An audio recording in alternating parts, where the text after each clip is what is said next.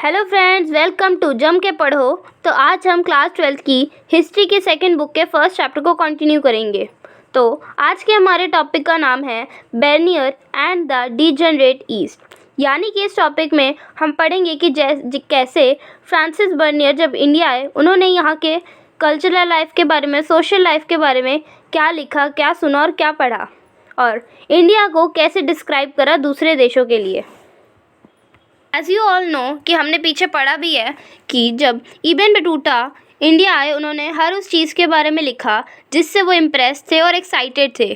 क्योंकि जैसे हम एक एग्जांपल ले सकते हैं, इब्न बटूता ने पान के पत्ते और कोकोनट के बारे में बहुत अच्छे से उसको डिस्क्राइब करा था। क्यों करा था? क्योंकि उन्होंने अपनी कंट्री में या जिन कंट्रियों में भी इंडिया से पहले वो विज़िट कर चुके हैं वहाँ पर ऐसी चीज़ नहीं देखी थी। तो जब वो इंडिया आए उन्होंने ये सारी चीज़ें देखी, उससे वो इम्प्रेस हो गए, एक्साइटेड हो गए और उसके बारे में लिखा और बहुत डिस्क्रिप्शन में लिखा, उसको कंपेयर करा कि ये हमारे खजूर के पेड़ों से मिलते जुलते हैं, पान जो कोकोनट ट्री होता है।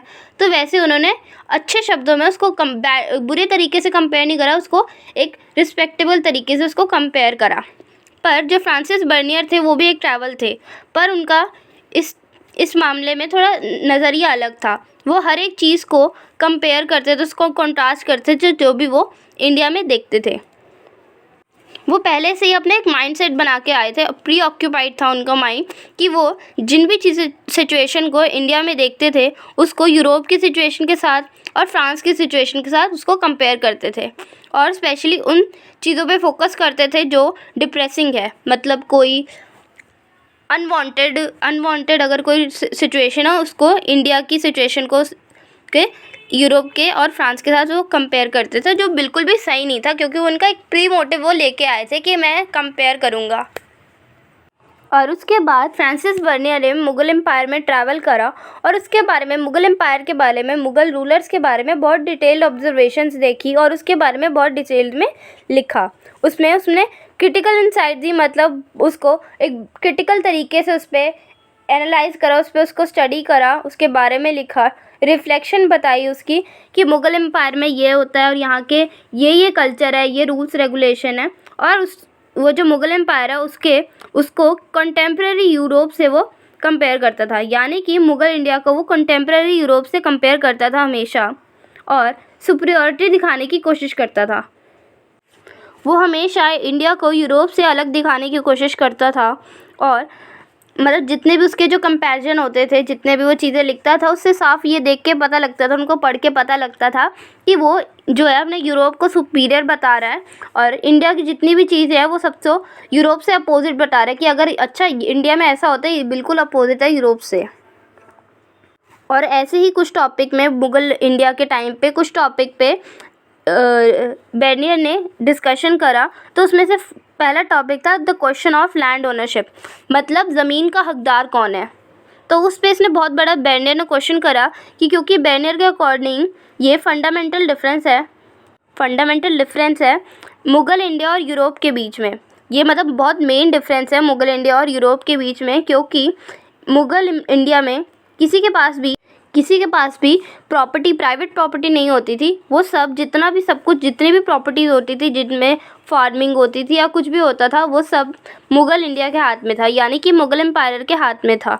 जो रूलर होते थे मुग़ल टाइम के, वो ही उन पे कब्ज़ा करके रखते थे और अपने अंडर कई सारे फार्मर्स को काम देते थे, कल्टिवेटर्स को काम देते थे, जो उनके लिए खेती बाड़ी करते थे और ट्रेडिंग भी करते थे। तो और जो मुग़ल एम्पायर के जो रूलर होते थे वो क्या करते थे, जितनी भी प्रॉपर्टी वो खुश होके अपने नोबल्स को दे देते थे। नोबल्स उनके अंडर जो काम करने वाले जो मंत्री होते हैं या जो भी ऑफिशियल पर्सन होते हैं जो खास होते हैं किंग के, उनको वो एज अ गिफ्ट में दे देते थे। पर एक नुकसान इसका ये होता था कि जो नोबल होते हैं वो इसको अपने बच्चों को, अपने आने वाली जनरेशन को नहीं दे सकते थे। जब अगर उनकी डेथ हो गई नोबल्स की, तो वो ये गिफ्ट अपनी आने वाली जनरेशन को नहीं दे सकते, वो प्रॉपर्टी वापस मुग़ल रूलर के पास चली जाएगी। तो वो क्या करते थे, इस जो ज़मीन होती थी, जो ज़मीन उनको गिफ्ट में मिलती थी, उसको इतनी बुरी तरीके से यूज़ कर लेते थे, उसको मेंटेन नहीं करते थे, उसको इम्प्रूव नहीं करते थे। तो इससे बहुत सारा नुकसान हो रहा था ज़मीनों को। तो इससे बहुत ज़्यादा नुकसान होता था ज़मीनों को, क्योंकि वो इस पे लॉन्ग टर्म इन्वेस्टमेंट करते नहीं थे वो लोग, इसके एक्सपेंशन पे, इसकी प्रोडक्शन पे वो ध्यान नहीं देते थे, और इसका जितना भी सामान होता है वो कोशिश करते थे कि जितना ज़मीन पे जो जो उगा सकते हैं फटाफट उगा लें, और जितना उनको फ़ायदा हो सकता है वो उस ज़मीन से फ़ायदा ले लें, क्योंकि उनके बाद ये ज़मीन जो है वो उनको कोई फ़ायदा नहीं देगी, वो वापस रूलर के पास चली जाएगी। तो इस चक्कर में वो कुछ ध्यान नहीं देते ज़मीनों पर, जो उनके एग्रीकल्चर को ख़राब कर रही थी, बहुत ज़्यादा पीजेंट्री ऑपरेशन को बढ़ा रही थी, मतलब बहुत अत्याचार हो रहा था फार्मर्स के ऊपर कि काम करो, ये बहुत ज़्यादा हार्ड वर्क करो और हमें वो करो, उपजाऊ ज़मीन दो। तो उन पे बहुत अत्याचार होता था। और जो उनके लिविंग स्टैंडर्ड है, ऑल सेक्शन ऑफ सोसाइटी, मतलब हर एक स्टैंडर्ड का, मतलब चाहे वो अमीर हो या गरीब हो, उनको भी इस चीज़ का अफेक्ट पड़ रहा था, क्योंकि जो गरीब लोग हैं वैसे और गरीब होते जा रहे थे, और जो फ़ायदा हो रहा था वो सिर्फ रूलिंग एरिस्टोक्रेसी का हो रहा था, मतलब जो लोग भी रूलर के अंडर आते हैं, यानी कि जो राजा होते हैं उन पे, और जो किंग के अंडर जो काम करते हैं उन पे इफेक्ट, उनको ही फ़ायदा हो रहा था, बाकी लोगों के कोई अच्छा फ़ायदा हो नहीं रहा था, क्योंकि सबका नुकसान ही हो रहा था, क्योंकि ज़मीन ख़राब होती जा रही थी। तो उस पर फ्रांसिस बर्नियर आगे कहते हैं कि इंडिया एक ऐसी जगह है जहाँ पे बहुत सारे गरीब लोग हैं, और यहाँ पे किसी का कोई क्लास नहीं है। जो गरीब लोग हैं वो और गरीब होते जा रहे हैं, और जो अमीर लोग हैं वो और अमीर होते जा रहे हैं। यहाँ कोई सोशल ग्रुप नहीं है, कोई क्लास नहीं है। देखो जैसे वो लिख रहे हैं यहाँ पे, there is no middle state in India, मतलब इंडिया को कोई मिडल स्टेट नहीं है, कोई क्लास, कोई एक क्लास नहीं है। यहाँ पे बहुत सारे लोग हैं, उनका कोई एक मिडिल क्लास नहीं है। जो अमीर है वो बहुत अमीर होते जा रहे हैं, और जो गरीब है वो बहुत गरीब होते जा रहे हैं। और उसके बाद फ्रांसिस बर्नियर का एक नज़रिया कि कैसे वो मुग़ल एम्पायर को देखते थे। तो वो मुग़ल एम्पायर के बारे में कहते हैं कि यहाँ के जो किंग्स हैं, यहाँ के जो मुग़ल रूलर हैं, वो बेगर्स हैं और बारबेरियंस हैं। मतलब बेगर्स हैं, ये भिखारी हैं और जंगली लोग हैं, उनमें कोई तरीका नहीं है रहने का, खाने का, अपने देश को किस तरह से चलाना है, उनको ये सारा कोई भी कुछ आता ही नहीं है। यहाँ के लोग भिखारी, यहाँ के जो किंग है वो भिखारी हैं। यहाँ की उन्होंने जो सिटीज़ और टाउन्स है वो ख़राब कर रखी हैं। यहाँ की जो हवा है वो बहुत गंदी है। यहाँ की जो फील्ड्स हैं, यहाँ की जो ज़मीनें हैं, जो ग्राउंड है, वो इन पे बहुत बड़ी बशेज़ आ रखी हैं, यानी कि बहुत बड़ी झाड़ियाँ उग रखी हैं जिनको काटा भी नहीं जा रहा है। और ये सिर्फ एक ही रीज़न की वजह से हो रहा है, क्राउन ओनरशिप ऑफ लैंड, क्योंकि हर एक ज़मीन सिर्फ राजा के हाथ में है। अगर जनता अपनी ज़मीन को अपने पास रखती तो वो और अपने ज़मीनों का ख्याल रखती, क्योंकि उन्हें ज़मीन की कदर होती। पर जो राजा है उसको कोई काम नहीं करना पड़ता, तो वो ज़मीनों पे कोई ध्यान नहीं देता है। यहाँ पे सब कुछ इतने बुरे तरीके से रखा गया है। और क्यूरियोसिटी की बात यह है कि किसी भी मुग़ल ऑफिशियल डॉक्यूमेंट ने, मतलब किसी भी मुग़ल ऑफिशियल डॉक्यूमेंट में ये सब नहीं लिखा गया, मतलब जो स्टेट, ये नहीं बताया गया कि जो स्टेट है was the sole owner of land, मतलब जो स्टेट का जो मुग़ल रूलर है, मतलब उसमें जो भी वो बुक लिखते थे राजा जो लिखवाते थे, क्योंकि उस समय मुग़ल रूलर क्या करते थे, अपने दरबार में जो लिखने वाले होते थे ना, उन्हीं को ऑर्डर देते थे। तो वो सारा राजा से बचने के लिए उनके बारे में अच्छा लिखते रहते थे। तो कुछ भी ऐसी चीज़ नहीं लिखते थे जिससे बुरा प्रभाव पड़े देखने वाले लोगों को कि हाँ, मुग़ल एम्पायर के जो रूलर है वो तो बहुत अच्छे हैं, देश का बहुत अच्छे से ध्यान रख रहे हैं। पर ऐसा नहीं था। उनमें से अबुल फजल ने एक बुक लिखी थी, आईने अकबरी, उसके बारे में हम आगे आने वाले चैप्टर में पढ़ेंगे। तो उनकी बुक में ऐसा कुछ भी नहीं था। जो अबुल फजल है वो ऑफिशियल क्रॉनिकर थे अकबर के दरबार में, और उन्होंने भी इस लैंड रेवेन्यू को एज अ रेम्यूनरेशंस ऑफ सोवरेनिटी नाम से डिस्क्राइब करा है। मतलब वो लैंड रेवेन्यू उस टाइम पे लेते थे, और लेते इसलिए थे कि वो क्लेम करते थे कि तुम हमें लैंड रेवेन्यू दो, बदले में मैं तुम्हें प्रोटेक्शन दूंगा। मतलब जो किंग होता है वो वादा करता था कि तुम लैंड रेवेन्यू, पर ऐसा सच नहीं था। बर्नियर के अलावा भी और कई ट्रैवलर्स हैं जो इंडिया आए, उन्होंने ये सारा सिस्टम देखा, और उन्होंने भी यही कहा कि जो मुग़ल एम्पायर हैं वो उनसे रेंट ले रहे हैं, कोई ये लैंड रेवेन्यू नहीं है, बस एक टैक्स है जिसको वो पा रहे हैं, कोई वो प्रोटेक्शन नहीं देने वाले। ये बस एक ज़रिया है लोगों को ठगने का।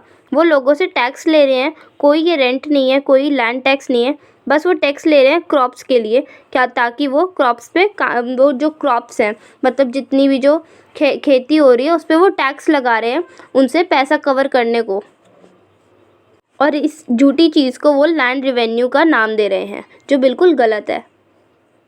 और इन सारी चीज़ों को पढ़ के बेरनियर की जितनी भी डिस्क्रिप्शन थी उससे इन्फ्लुएंस होके एक वेस्टर्न थ्योरिस्ट यानी कि एक फ्रेंच फिलोसोफर मॉन्टेस्की, जो एक फ्रेंच के फिलोसोफर थे, बेरनियर की सारी डिस्क्रिप्शन को पढ़ते हैं और वो एक अनुमान लगा लेते हैं कि इंडिया में रूलर्स का ऐसा शासन है जो इंडिया की जो सब्जेक्ट है, यहाँ की जो जनता है, वो कुछ भी नहीं कह पाती है अपने रूलर के आगे। जो वहाँ के जो रूलर्स है सब कुछ उनके हाथ में होता है और वो उस देश को ख़राब कर रहे हैं और अपनी तानाशाही चला रहे हैं। और जो हमारे जो इंडिया है उसकी बहुत बुरी स्थिति है, क्योंकि यहाँ पे कोई भी जनता है, जो भी सब्जेक्ट है, वो अपने राजा के खिलाफ तो खड़ी हो नहीं सकती, क्योंकि वो इतना अत्याचार करते थे और वो चुपचाप सहते जा रहे हैं और किंग्स की तानाशाही चल रही है और वहाँ सब लोग गरीबी से जी रहे हैं। कोई भी प्राइवेट प्रॉपर्टी का तो कोई एग्जिस्टेंस ही नहीं है, किसी के पास भी प्राइवेट प्रॉपर्टी है ही नहीं। और जैसे इस व्यू को हमें देख के पता लगता है कि किंग्स और नोबल्स के अलावा, मतलब जो राजा थे, एम्परर थे और उनके जो नोबल्स थे, उनके अलावा कोई भी खुश नहीं था, किसी के पास भी प्राइवेट प्रॉपर्टी नहीं थी, सब बहुत गरीब थे और एक मुश्किल से सर्वाइव कर रहे थे। तो हमारा नेक्स्ट पॉइंट है 6.2, अ मोर कॉम्प्लेक्स सोशल सोसाइटी। मतलब इसमें बेरनियर बताता है कि सोशल रियलिटी क्या थी, मतलब वो यहाँ की सोशल लाइफ के बारे में बता रहा है बेरनियर। तो बेरनियर का एक तरीका साफ था कि बेरनियर साफ सीधे कह देता है कि जो मुग़ल स्टेट है, मुग़ल एम्पायर के जो रूलर है, वो बहुत अत्याचारी हैं और उसकी डिस्क्रिप्शन में ये साफ साफ हमें पता लगता है कि जो वो बताता है कि रियलिटी है कि यहाँ के जो रूलर्स हैं वो बहुत अत्याचारी हैं और बहुत अत्याचार हो रहा है यहाँ की जनता के ऊपर, प्रजा के ऊपर। तो आगे फ्रांसिस बेरनियर कहते हैं कि यहाँ के जो आर्टिसंस है, जो यहाँ की जो कलाकृति करते हैं, वो अपने जो काम पे इतना ध्यान नहीं दे रहे हैं, अपनी क्वालिटी को इम्प्रूव करने पे ध्यान नहीं दे रहे हैं, क्योंकि जो प्रॉफिट है वो सारा जो मुग़ल एम्पायर के जो किंग होते हैं वो हड़प लेते हैं और उनके हाथ में कुछ भी नहीं लगता। तो उनमें एक मोटिवेशन होती है ना कि हमें अब वो फ़ायदा मिल रहा है तो हम और अच्छा काम करें। तो उनमें ऐसा कुछ था ही नहीं, क्योंकि जितना भी मुआवजा होता था, जितना भी प्रॉफिट होता था, वो सारा तो जो रूलर होते थे वो हड़प लेते थे उनसे। तो जो मैन्युफैक्चरिंग डिपार्टमेंट था उसको बहुत नुकसान हो रहा था, मैन्युफैक्चरर्स को बहुत नुकसान होने लग गया था, क्योंकि कोई फ़ायदा भी नहीं हो रहा था और उनकी चीज़ें भी बिक रही थी और उनसे कोई उनको फ़ायदा भी नहीं मिल रहा था। तो बहुत ज़्यादा नुकसान हो रहा था मैन्युफैक्चरर को। और उसी टाइम पे फ्रांसिस बेरनियर को एक चीज़ पता लगती है कि जो इंडिया है, यहाँ की जितनी भी धातुएँ हैं, मतलब इंडिया में बहुत सारी धातुएँ मिलती हैं और यहाँ जो इंडिया है वो बहुत ऐसी जगह है जहाँ पे कई सारी धातुएँ बहुत महंगी एक्सपेंसिव मिलती हैं। जो इंडिया है वो उसकी ट्रेडिंग भी कर रहा है, जैसे गोल्ड और सिल्वर्स, उसका एक्सपोर्ट इंपोर्ट भी होता था, इंडिया वो उस टाइम पे कर रहा था। और इसी चीज़ से वो एक और चीज़ नोटिस करता है कि यहाँ पे इंडिया में बहुत सारे मर्चेंट्स कम्युनिटी है जो पानी के ज़रिए इन धातुओं का लॉन्ग डिस्टेंस पे, मतलब जो दूर की जो ट्रेडिंग होती है उसको संभालती है। और ऐसी एक मर्चेंट कम्युनिटी है जो बहुत प्रॉस्पेरियस है, मतलब जो बहुत अच्छी है, मतलब उनके पास बहुत अच्छा खासा पैसा है, वो मर्चेंट्स हैं और वो एक कम्युनिटी है जो लॉन्ग डिस्टेंस ट्रेडिंग को कर रहे हैं। तो फ्रांसिस बेरनियर आगे कहता है कि 17th सेंचुरी के टाइम पे 15% पॉपुलेशन इंडिया की टाउन्स में रहने लग गई थी। मतलब जो 15% पॉपुलेशन थी इंडिया की उस समय तक टाउन्स में रहने लगी थी, जो वेस्टर्न यूरोप के टोटल पॉपुलेशन, जो अर्बन पॉपुलेशन थी, उससे ज़्यादा थी उसी टाइम में। मतलब 17th सेंचुरी के ही अंदर, मतलब इंडिया की जो पॉपुलेशन है टाउन्स में रह रही है वो 15% के करीब है और जो वेस्टर्न यूरोप की है उससे कहीं ज़्यादा है। और इसी टाइम पे जो बेरनियर होता है वो मुग़ल सिटीज़ को एज अ कैंप टाउन्स कहता है। मतलब जो फ्रांसिस बेरनियर होता है वो कहता है जो मुग़ल सिटीज़ हैं वो एक कैंप टाउन्स हैं। और वो ऐसा इसलिए कहता है कि जब तक मुग़ल सिटीज़ यहाँ पे है, जो मुग़ल एम्पायर का जो राज है उसकी नगरी यहाँ पे है, तब तक ही ये सारा जो शहर है, जो टाउन है, वो समृद्ध है। जैसे ही जो उस टाइम पे क्या होता था, जो मुग़ल एम्पायर होते थे वो एक जगह से दूसरी जगह ट्रैवल करते रहते थे इंडिया में ही, और कई जगहों पे रहते थे, अपना पूरा राज्य महल वहाँ लेके चले जाते थे, जितना भी सामान होता है, जितनी भी ज्वेलरी होती थी। और जो जगह वो छोड़ के जाते थे वो बिल्कुल बंजर रह जाती थी, क्योंकि वहाँ से सब कुछ ख़त्म हो गया। जितनी भी ज़मीनों का उन्होंने फ़ायदा लेना था, मुआवजा लेना था, सब ले लिया उन्होंने। जितनी भी उस जगह में जो जितने भी लोग काम करते थे अच्छे अच्छे, उन सब से फ़ायदा ले लिया, तो वो उस जगह वो छोड़ देते थे और नई जगह पर जाके रहने लग जाते थे। तो इसी को वो कैंप टाउन्स कहता है कि ये सब लोग अपने डिपेंडेंट के लिए, सर्वाइवल के लिए यहाँ पे डिपेंडेंट है। और जैसे ही जब राजा अपनी कोर्ट लेके चला जाएगा यहाँ से, ये सब फिर से डिक्लाइन हो जाएंगे, फिर से उनकी जो स्थिति है वो ख़राब हो जाएगी। तो एक टेम्परेरी प्रॉस्पेरिटी है जो राजा की नगरी के होने से ही है। और उसके बाद फ्रांसिस बर्नियर कहते हैं कि यहाँ पे बहुत सारे टाउन्स हैं, जैसे मैन्युफैक्चरिंग टाउन्स है, ट्रेडिंग टाउन्स है, पोर्ट टाउन्स है, सैक्रेड सेंटर्स है, पिलग्रिमेज टाउन्स है, बहुत सारे टाउन्स हैं। उन सब का जो जितनी भी प्रॉस्पेरिटी हो, ये टाउन्स एक एग्जिस्टेंस का प्रमाण देते हैं। Prosperity of merchants community and professional classes, मतलब जितनी भी प्रॉस्पेरिटी वाले जो मर्चेंट्स हैं, जितनी भी अमीर मर्चेंट कम्युनिटी है और जितने भी प्रोफेशनल क्लासेस है, जितने भी शहर हैं, उनकी एग्जिस्टेंस का प्रमाण देते हैं कि वो शहर जो कितनी समृद्ध दिख रहे हैं वो उनकी वजह से हैं। और इन्हीं मर्चेंट्स की एक कम्युनिटी होती थी, बहुत ज़्यादा स्ट्रॉन्ग कम्युनिटी होती थी, जिनको वेस्टर्न इंडिया में इन जो ग्रुप्स होते हैं, इन जो कम्युनिटी होती है, उनको महाजन्स कहते थे और उनके चीफ को सेठ कहते थे। और अर्बन सेंटर्स जैसे मतलब अहमदाबाद, ये महाजन्स जो जितने भी अहमदाबाद के इलाकों में जितने भी महाजन्स होते थे उनको रिप्रेजेंट करा जाता था बाय चीफ, और इस मर्चेंट कम्युनिटी को रिप्रेजेंट करा जाता था और इनको कहते थे नगर सेठ, यानी कि जो नगर के सेठ होते हैं उनको, जो महाजन और जो इनके जो चीफ होते हैं उनको इस नाम से कहा जाता था, नगर सेठ, अहमदाबाद में। और भी जैसे कई अर्बन ग्रुप्स, जैसे वो फिजिशियंस को हकीम और वैद कहते थे। वैद तो हम आजकल भी यूज़ करते हैं, और हकीम जैसे डॉक्टर जो होते हैं, फिजिशियंस होते हैं, आज के टाइम में भी उनको कई जगह हकीम या फिर वैद कहा जाता है। उस टाइम पे उनको फिजिशियंस को हकीम और वैद कहा जाता था।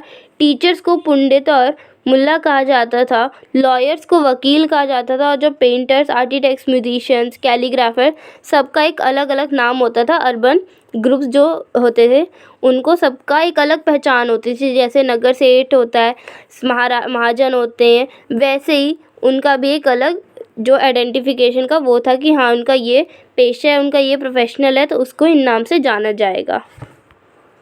और जो कोई काम नहीं कर रहे थे वो सिर्फ एज अ सर्वेंट्स की तरह सर्विस दे रहे थे, जो इम्पीरियल पैट्रोनेज, मतलब जो इम्पीरियल पैट्रोनेज पे डिपेंडेंट थे, मतलब जो मुग़ल एम्पायर होते हैं उनकी तरफ, उनका जो किंग का जो वो होता है ना महल, जो उनका जो रूलिंग प्लेस होता है, उसके अंडर काम कर रहे थे। उनके एक सर्वेंट्स बन के रह गए थे। और जो ये भी नहीं थे, वो एक ऑर्डिनरी पीपल की तरह बाज़ारों के क्राउड में, मतलब जो भी बाज़ारों की जो भीड़ भाड़ होती है उसमें गुम गए थे, उसमें काम करते थे।